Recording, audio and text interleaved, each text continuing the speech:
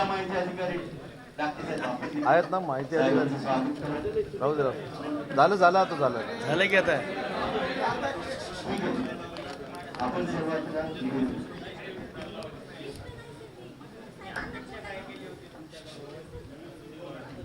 काय त्यांचं काय आहे.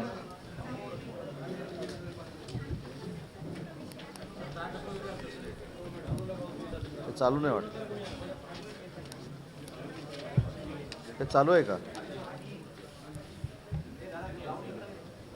आपल्या सगळ्यांचं मनपूर्वक स्वागत करतो. आपण माझं स्वागत केलं त्याबद्दल देखील धन्यवाद देतो. आणि माझं स्वागत करण्याची घोषणा सामनानं केली. हां त्याबद्दल मनापासून धन्यवाद देतो. आज नांदेड विभागीय कार्यालयाचा मी आढावा घेतला औद्योगिक विकास महामंडळाचा. त्याच्यामध्ये नांदेड, हिंगोली आणि परभणी या 3 जिल्ह्यांमध्ये नवीन ज्या ठिकाणी MIDC होत आहेत आणि त्या MIDC झाल्यानंतर त्याच्यातनं चांगल्या पद्धतीची MSME निर्माण होऊन इथल्या स्थानिकांना रोजगार उपलब्ध होईल अशा पद्धतीची चर्चा आजच्या बैठकीमध्ये झाली. आपल्याकडे मारताळ्याला शासकीय जमीन, आपल्याला आठवत असेल की मागच्या वेळी ज्यावेळी मी आलो होतो तेव्हा मी सांगितलं होतं की तालुक्याच्या ठिकाणी जिथं शासकीय जमिनी आहेत आणि शासकीय जमिनी जर आम्हाला मिळाल्या तर आम्ही अतिशय चांगल्या पद्धतीची तिथं औद्योगिक वसाहत निर्माण करू शकतो. तर त्याची सुरुवात कदाचित मारताळ्यापासून होते. 114 हेक्टर जमीन ही MIDCकडे घेण्यासाठी हाय पॉवर कमिटीनं मान्यता दिलेली आहे. त्याचं ॲक्विजिशन सुरू आहे. पण आज सकाळी सगळे असोसिएशनचे लोक मला भेटले आणि त्यांनी मला सांगितले की अधिकची जमीन तिथं ॲक्वायर करणं गरजेचं आहे. तर 114 हेक्टर बरोबर अजून 150 हेक्टर जमीन तिथं ॲक्वायर करण्याचा आज राज्याचा मंत्री म्हणून मी निर्णय घेतलेला आहे. आणि तसा प्रस्ताव आरो तातडीनं मुंबईला हेड ऑफिसला पाठवतील. परंतु 114 हेक्टरमध्ये HPCनं मान्यता दिल्यामुळं ही MIDC तर होणारच आहे. धर्माबादला 207 हेक्टरवर HPCनं MIDCची मान्यता दिलेली आहे. ड्रायपोर्टसाठी आमचे मित्र हेमंतजी पाटील जे हळद संशोधन केंद्राचे अध्यक्ष आहेत त्यांच्या मागणीनुसार गडकरी साहेबांनी ड्रायपोर्ट करण्याचा निर्णय जो घेतला आहे त्याच्यासाठी 100 हेक्टरला HPCनं मान्यता दिलेली आहे. तिथं ती देखील ॲक्विजिशन सुरू आहे. ॲडिशनल हिंगोलीमध्ये 205 हेक्टरवर हाय पॉवर कमिटीनं मान्यता दिलेली आहे. मुखेडला 44 हेक्टरवर हाय पॉवर कमिटीनं मान्यता दिलेली आहे.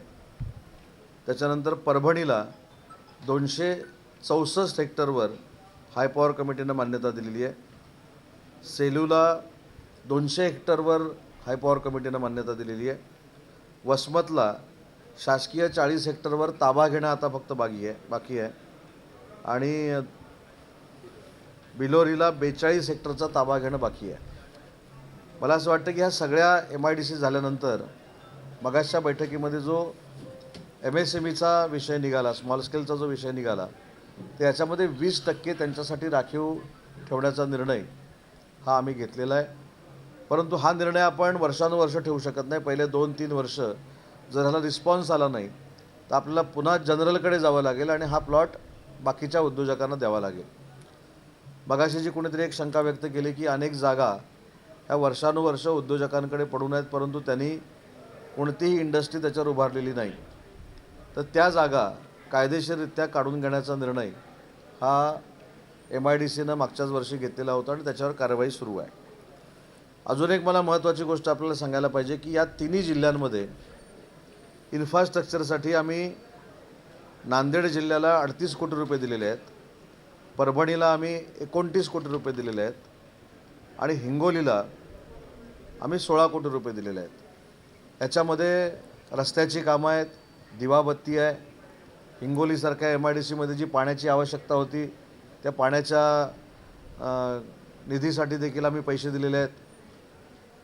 त्याच्यामुळं इन्फ्रास्ट्रक्चर देखील अतिशय चांगलं असलं पाहिजे यासाठी आपण प्रामाणिकपणाचा प्रयत्न करून हे पैसे देण्याचा आम्ही प्रयत्न करतो आहे. आताच हिंगोलीच्या उद्योजकांनी जी मागणी केली की तिथे स्ट्रीट लाईट काहीतरी मोडकळीस आलेल्या आहेत, त्यांना देखील आम्ही इस्टिमेट करून पैसे देण्याचा आम्ही निर्णय घेतलेला आहे. त्याच्यामुळे इन्फ्रास्ट्रक्चर देखील चांगलं असलं पाहिजे, ही आमची सगळ्यांची भूमिका आहे. अजून एक महत्त्वाचा विभाग जो माझ्याकडनं चालतो तो म्हणजे खादी ग्रामोद्योग. खादी ग्रामोद्योगचा आढावा घेतला आहे. विश्वकर्मा योजनेचा मी आढावा घेतला आहे. विश्वकर्मामधनं 937 लाभार्थ्यांना आम्ही लाभ देण्यामध्ये यशस्वी झालेलो आहोत. मुख्यमंत्री रोजगार निर्मिती योजना जे 1000चं टार्गेट आहे ते आता 35 ते 40% झालं आहे. पण मी अधिकाऱ्यांना आणि जिल्हाधिकाऱ्यांना सूचना केलेल्या आहेत की 31 तारखेपर्यंत 100% ते पूर्ण झालं पाहिजे. अशा सगळ्याच बाबीचा आढावा मी घेतलेला आहे. आज मराठवाड्यामध्ये बीड असेल, छत्रपती संभाजीनगर असेल, त्याच्यानंतर धाराशिव असेल आणि जालना असेल, या 4 ठिकाणी उद्योग भवनाची कामं सुरू आहेत. ती देखील 6 महिन्यामध्ये पूर्ण होतील. तर ओव्हरऑल आढावा घेतल्यानंतर एक लक्षात आलं आहे की डिपार्टमेंटच्या लोकांनी अतिशय चांगल्या पद्धतीनं ॲक्विएशनचा निर्णय जो घेतलेला होता आम्ही, त्याचा ते पाठपुरावा करत आहेत. ॲक्विएशनला सुरुवात झालेली आहे आणि त्याच्यामुळं हे जर MIDC नव्यानं आम्ही करू शकलो तर अनेक छोटे छोटे उद्योग याच्यातनं निर्माण होतील. एखादा मोठा उद्योग देखील नांदेडला यावा यासाठी माननीय मुख्यमंत्री देवेंद्रजी, उपमुख्यमंत्री एकनाथ शिंदेसाहेब आणि अजितदादांशी चर्चा करून जर काही सकारात्मक करता आलं तर ते देखील नांदेडच्या दृष्टीनं आम्ही नक्की करू. ही देखील चर्चा आजच्या या संपूर्ण बैठकीमध्ये झाली.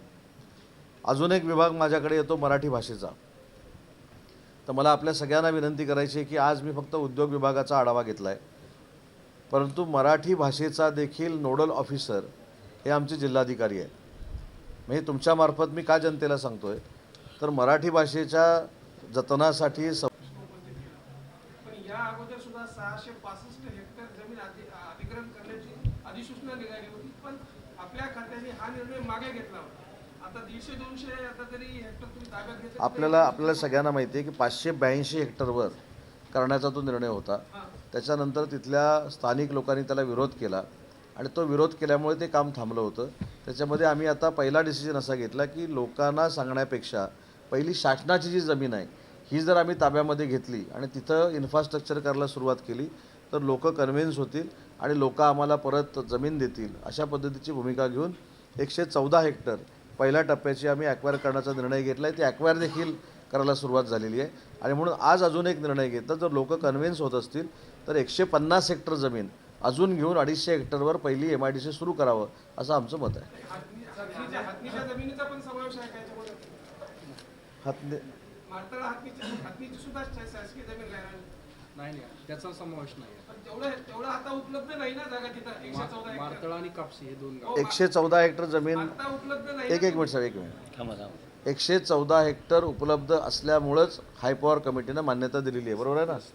ती कुठची उपलब्ध आहे ती साहेबांना तुम्ही सगळं सातबाराच्या उतारासकट सांगा नंतर. मी स्थानिक असल्यामुळे मला सगळं माहीत आहे. आणि साहेब मी काय म्हटलं, तुम्ही स्थानिक आहे त्याच्याबद्दल आदर आहे, पत्रकार आहात त्याच्याबद्दल देखील आदर आहे. मी असं म्हटलं की 114 हेक्टरला शासनाची जमीन घेण्याची हाय पॉवर कमिटीमध्ये निर्णय झालेला आहे.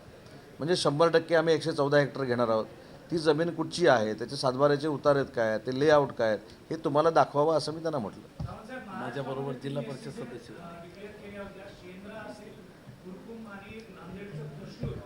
नांदेडसाठी जे SEZ होतं ते फार्मास्युटिकल होतं, परंतु इतक्या वर्षानंतर फक्त एक फार्मास्युटिकल कंपनी इथं आली आहे आणि बाकीचे मोठे प्रोजेक्ट टाटाचे वगैरे होते ते सगळे बंद पडलेले आहे. आता अजून नव्यानं आपण MIDC करणार आहात. शासनाचं धोरण आणि उद्योजक यांच्यामध्ये सुसूत्रताने असं दिसतंय का? म्हणजे ज्या फार्मास्युटिकल SEZसाठी तो SEZ डिक्लेअर केला तो फार्मास्युटिकलचा एकच कारखाना आणि बाकी निम्म्या जमिनी रिकाम्या आणि ज्याच्यावर प्लांट आहे ते सगळे इतर प्लांट आहे. ते कुठेतरी धोरणाचा नाही, मला असं वाटतं की ECZ आणि MIDC याच्यामध्ये जमीन आसमानाचा फरक आहे, पहिली गोष्ट. दुसरी महत्त्वाची गोष्ट की नांदेडच्या उद्योजकांनी आम्हाला नांदेडमध्ये जमीन कमी पडते याची मागणी केल्यानंतरच आज आपण या सगळ्या MIDC नवीन करण्याचा निर्णय घेतलेला आहे. आणि दुसरं आपण आता ऐकलं असेल की MSMEच्या लोकांनी सांगितलं की आम्हालासुद्धा नांदेडमध्ये छोटे छोटे उद्योग सुरू करायचे आहेत म्हणून जागा पाहिजे. मला असं वाटतं की ECZचं प्रकरण हे वेगळं आहे, MIDCचं ॲक्विएशन हे वेगळं आहे. फार्मास्युटिकल कंपनी का आल्या नाही त्याचं आम्ही नक्की माहिती घेऊ. ECZच्या बाबतीतली पण आपण चर्चा करू. पण मला असं वाटतं की आता ह्याने जी सांगितलं की मारतळ्याची जी जमीन आहे, आज नांदेड शहरामध्ये MIDCची फार मोठी कमतरता आहे असं मला वाटतं. जागाच मिळत नाही इंडस्ट्रियलिस्टला.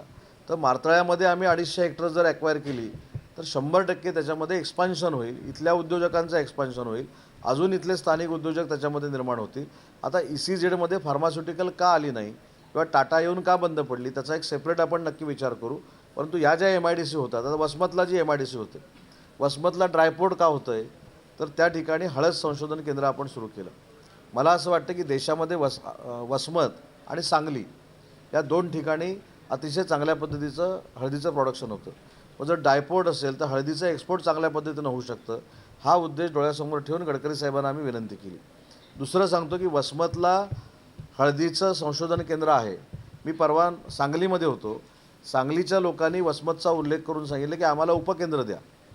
मी हेमंत पाटील साहेबांची चर्चा केली आणि वसमतच्या संशोधन केंद्राचं उपकेंद्र आता सांगलीला पण होतं आहे. त्याच्यामुळे मला असं वाटतं की ही जी काय आता 44 हेक्टर आम्ही आता गव्हर्नमेंटची ताब्यामध्ये घेतलेली आहे, इथे स्मॉल स्केल सुरू होऊ शकते ना. आणि मोठा प्रकल्प जर इथं आणायचा असेल तर त्याबाबत आम्ही सगळ्यांशी चर्चा करू, त्यांना विनंती करू आणि त्याच्यानंतरच मोठे प्रकल्प या ठिकाणी येऊ शकतात. आधी आलेले मोठे उद्योग बंद पडतात त्याचं काय? फ्लेमिंगो आहे, सिट्रस आहे, टाटाचा आहे, त्यासाठी मुंबई विमानतळ सगळ्यात महत्त्वाचा विषय आहे की मागच्या वेळेस तुम्ही आला होता 2023 मध्ये, त्यावेळेस इन्फ्रास्ट्रक्चर जे आहे त्या ठिकाणी अधिकाऱ्यांची धाडाधडती केली होती आणि पुढच्या 8 दिवसामध्ये बैठक घेऊन इतर बदल होतील असे आपण त्या ठिकाणी कसले बदल विमानतळाच्या अनुषंगाने सांगतो ना साहेब, मी तेच तुम्हाला सांगितलं. नांदेडहून मुंबईला विमानतळ म्हणजे विमानसेवा सुरू करण्यासाठी जवळपास महायुतीचे 9 आमदार, 2 राज्यसभा सदस्य आणि 1 खासदार सगळ्यांनी निवेदन दिलेले आहे. पण नांदेड मुंबईचे नाही थोडं करेक्शन करतो मी असं सांगितलं होतं, जे साहेबांनी पण प्रश्न विचारला. विमानतळाच्या बाबतीमध्ये 5 विमानतळं एका कंपनीकडे आहेत. ती 5 विमानतळाच्या बाबतीतलं इन्फ्रास्ट्रक्चरची वानवा असल्यामुळं तिथल्या स्थानिक लोकप्रतिनिधींची आणि सगळ्याच मंडळींची इच्छा अशी होती की ती विमानतळं त्यांच्याकडनं काढून घ्यावी. MIDC आणि महाराष्ट्र विमान प्राधिकरण या दोघांनी संयुक्त विद्यमाने चालवावी आणि मुंबईसारखी वाहतूक आहे ती सुरू करावी. त्यावेळी मी असं सांगितलं होतं की आमच्याकडनं 100% याच्या संदर्भात कार्यवाही केली जाईल. मी आजही सांगतो ना, आम्ही कार्यवाही केली. आचारसंहितेमुळे कदाचित थांबली असेल. आम्ही नोटिसेस काढलेल्या आहेत, त्याचे दिवस देखील संपलेले असतील. आता ते जर संपले असतील तर ते काढून घेण्याची कार्यवाही आम्ही करणार आहोत. पण ते मी आज सांगितलं आणि उद्या त्या कंपनीकडनं काढून घेतलं, त्याच्यामधनं न्यायालयीन बाबी निर्माण होऊ शकतात. त्याच्यामुळे रितसर कायदेशीररित्या नोटीस दिलेल्या होत्या आणि ती 5ही विमानतळं काढून घेण्याची कार्यवाही सुरू करणार आहोत. उद्योजकांसाठी सगळ्यात महत्त्वाचं आहे नांदेड मुंबई विमानसेवा. ते जर झालं तर 100%, कारण बऱ्याच उद्योजक आल्यानंतर अशी तक्रार करतात की कनेक्टिव्हिटी जी आहे तीच नाही. आपण नांदेड टू मुंबई आणि मुंबई टू नांदेड ही विमानसेवा सुरू करण्यासाठी नक्की प्रयत्न करू. आपल्याकडे ती विमानसेवा सुरू करण्यासाठी जे इन्फ्रास्ट्रक्चर लागतं हे पूर्वीच MIDCने रेडी करून ठेवलेलं आहे. त्याच्यामध्ये नाईट लँडिंग असेल, टर्मिनल बिल्डिंग असेल, या सगळ्या गोष्टी तुमच्याकडे आहेत. तर ते आता फक्त आपले जे महाराष्ट्रातले योगायोगानं एव्हिएशन मिनिस्टर आहेत मुरली अण्णा मोहोळ, त्यांच्याकडे एकदा आम्ही जाऊ. मी स्वतः जाईन सगळ्या लोकप्रतिनिधींना घेऊन आणि दिल्लीला गेलं होतं ना. आज दिल्लीला ही सगळी मंडळी भेटलेली आहेत. नवीन कोण देतोय? नाही तुम्ही त्याच्यामध्ये पडू नका हो. आता विमान आमचे एक्झिक्युटिव्ह इंजिनियर सुरू करायला नाही, असं ढोबळ मनानं सांगू शकत नाही ना. अवश्य पैसे इकडे वळायला हवे. काही कंपन्यांना इकडे आणावं लागेल. पाणी आहे, इकडे वीज आहे, ट्रान्सपोर्टेशन अवेलेबल आहे. साहेब, तुमची भावना अतिशय चांगली आहे. तुमच्या भावनाशी मी 100% नाही 10,001% सहमत आहे. परंतु जसं आपण पाणी वळवतो तसं 15,70,000 कोटीचे जे उद्योग आहेत ते आपण वळू शकणार नाही. कारण त्या उद्योजकांनी ऑलरेडी जमिनी बघितलेल्या आहेत, कुठं त्यांना करायचं आहे ते ठरवलेलं आहे. त्याच्यापेक्षा आपण असं करू शकतो, एखादी उद्योजकांची कॉन्फरन्स आपण नांदेडमध्ये घेऊ शकतो. त्या उद्योजकांना आपण इथं आणू शकतो आणि मराठवाड्याच्या या भागामध्ये तुम्ही काय करू शकता, कशा पद्धतीने इन्व्हेस्टमेंट करू शकता, अशा पद्धतीचं एक चर्चासत्र घेऊन नक्की इन्व्हेस्टमेंट आणू शकतो. ऐका, बोलणं झालं सर तुमच्यासोबत, परवा फोनवर बोलणं झालं, दिल्लीला होती तेव्हा. हो, तुमच्या सभागृहामध्ये त्याला सस्पेंड केलं, निलंबित केलं. कोणाला? अशोक भरवान पोलीस निरीक्षक जातीवादी म्हणून त्याचा धप्पा ठेवून त्याला सस्पेंड केलेला आहे. निरीक्षक तो आता निलंबित आहे. परंतु मागच्या काळामध्ये या ठिकाणी एकनाथ शिंदे साहेब आले होते, त्यावेळेस तो खुलेआम त्या मोठ्या अधिकाऱ्याला भेटतोय, तो निलंबित अधिकारी. याच्यामुळे आंबेडकरवादी जे समाज आहे याच्यामध्ये मिसअंडरस्टँडिंग होत चाललेली आहे. त्या ठिकाणी जे 4 मराठा समाजाचे आमदार आहेत आणि हा अशोक गोरमाट सुद्धा मराठा आहे आणि शिंदे साहेब मराठा आहे, या सर्वांनी मिळून मराठा समाजाच्या एका जातीयवादीवर ठपका ठेवलेल्या आरोपीला वाचवण्यासाठी प्रयत्न करत आहेत का? अशी आता नांदेडच नाही, नांदेड, बीड आणि परभणी या तिन्ही जिल्ह्यामध्ये ही वातावरण निर्माण झाल्याचं आपण सोशल मीडियावर पाहू शकता. मी माझं व्यक्तिगत मत नाही आहे, सोशल मीडियावरती असे पूर्ण वातावरण निर्माण झाले आहे की एखाद्या आरोपीला आणि तो तिथे आरोपीसारखं असं बोलत नाही, तिथं त्या उपमुख्यमंत्री साहेबांची ताफ्यामध्ये आहे, सत्ता म्हणजे त्यांची व्यवस्था करतोय, बोलताना म्हणजे बिलकुल निलंबित अधिकारीच नाही असं वाटतोय. हे एक प्रकारचं काय चाललंय नेमकं मला असं नाही, एक महत्त्वाचा आधी तुम्हाला याच्यातलं स्पष्ट शासनाची आणि आमची शिवसेनेची आणि शिंदेसाहेबांची भूमिका सांगतो की शिंदेसाहेब कुठच्याही वाईट प्रवृत्तीला पाठीशी घालत नाहीत. हे शिंदेसाहेबांनी महाराष्ट्रामध्ये प्रूव्ह करून दाखवलेलं आहे. त्याच्यामध्ये परत प्रूव्ह करण्याची काय आवश्यकता नाही.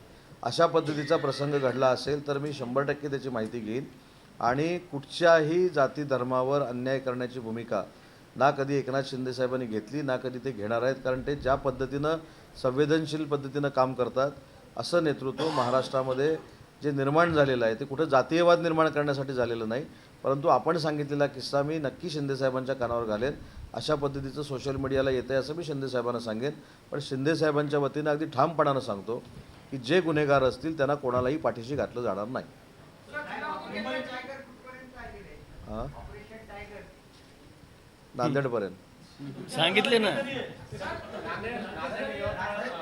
आईलँडिंगचा विषय सर, नाही मुंबईमध्ये जे रात्री ज्यांना थांबायला जागा नाही ती जर नांदेडला थांबलं तर नांदेड मुंबई विमानतळ. अगदी बरोबर आहे. याच्यामध्ये आपण हेच प्लॅनिंग करतो ह्या 5 विमानतळावर. तर आता तुम्ही जर अभ्यास केलात हे बघा, मुंबई नांदेड सुरू करणं, नांदेड मुंबई सुरू करणं ही काळाची गरज आहे, कारण उद्योग तिथं उभे राहतील.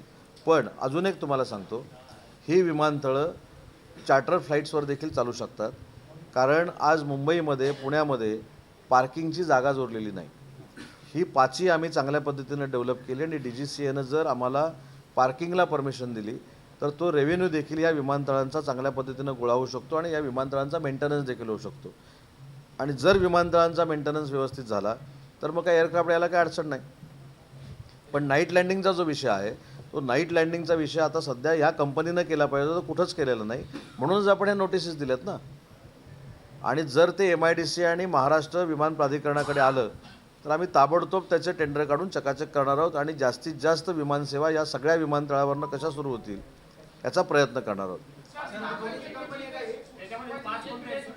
शिवाजीनगरमध्ये जिल्हा उद्योग केंद्राच्या मालकीची 55 एकर जमीन आहे आणि त्याची NOC घेतल्याशिवाय बांधकाम परवाना देऊ नये म्हणून वारंवार पत्रव्यवहार एकट्या उद्योग अधिकाऱ्यांनी केले मनपाशी.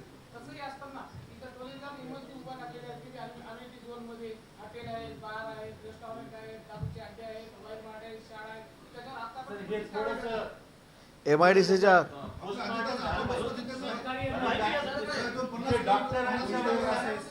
साहेब एका सांगतो, आता जे तुम्ही सांगितलं या बाबतीमध्ये अनधिकृत काही गोष्टी जर चालू असतील तर 100% माझ्या स्तरावर त्याची चौकशी केली. माझ्या स्तरावर, मी अधिकारी पण नेमणार नाही, माझ्या स्तरावर 30 दिवसात चौकशी केली जाईल.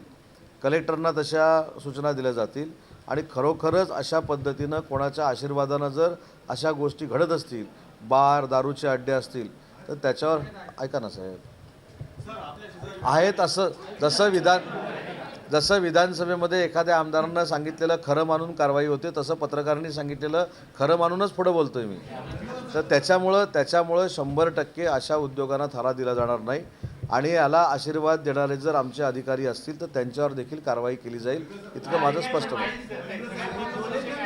मतदारसंघामध्ये MIDC आम्ही करू शकतो, फक्त जागेचा प्रश्न सुटला पाहिजे. चला.